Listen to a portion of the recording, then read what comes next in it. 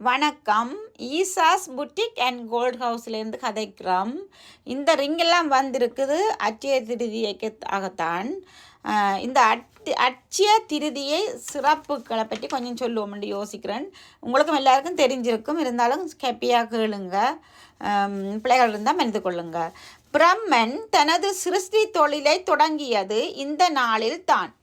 பிரளயம் முடிந்து வெள்ளத்தில் மிதந்து வந்த கும்பத்தை உடைத்து சிருஷ்டி மீண்டும் துவங்க சிவபெருமான் அருளிய தினம். திருமகள் திருமாலின் இதயத்தில் குடிகொண்ட தினம். அதனால்தான் இன்றைய தினத்தில் லக்ஷ்மி தேவியை மட்டும் வணங்காமல் பெருமாளையும் சேர்த்து வணங்க வேண்டும் என்பர். வனவாசம் சென்ற பஞ்ச பாண்டவர்கள் தவம் இருந்து சூரிய பகவானிடம் அட்சய பாத்திரம் பெற்ற தினம். பெருமாளுக்கே கடன் கொடுத்த குபேரன் லக்ஷ்மி தேவியை வணங்கி செல்வத்தை பெற்ற தினம். இன்றைய தினத்தில் லக்ஷ்மி பூஜை குபேர பூஜையை செய்ய ஐஸ்வர்யம் பெருகும். இயலாதவர்கள்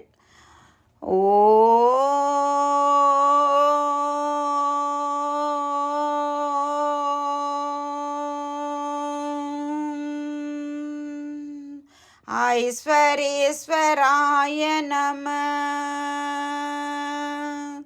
என்று கூறினாலே போதும் என்கிறார் திருமூலர்.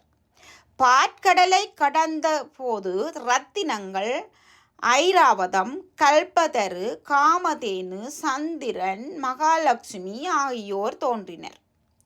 இப்படி அலைமகள் அவதரித்த தினம் அட்சய திருதியை. பிட்சாடனரான ஈஸ்வரன் ஸ்ரீ அன்னபூரணியிடம் பிட்சை பெற்றது இந்த நாளில்தான்.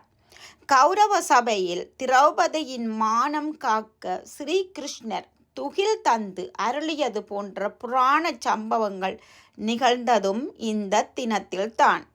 பரசுராமர் அவதரித்ததும் அட்சய திருதியையில்தான். இந்நாளில் பரசுராமர் வழிபாடும் நன்மை தரும். இப்படி எத்தனையோ நன்மைகள் இந்த அட்சய திருதியில் நடந்திருக்குது. எல்லாம் இந்த பெற்றுக்கொண்ட தினங்கள். அப்போ அட்சய திருதியை நீங்களும் தங்கத்தை பெற்றுக்கொள்ளுங்க, நகைச்சீட்டு தொடங்கி விடுங்க.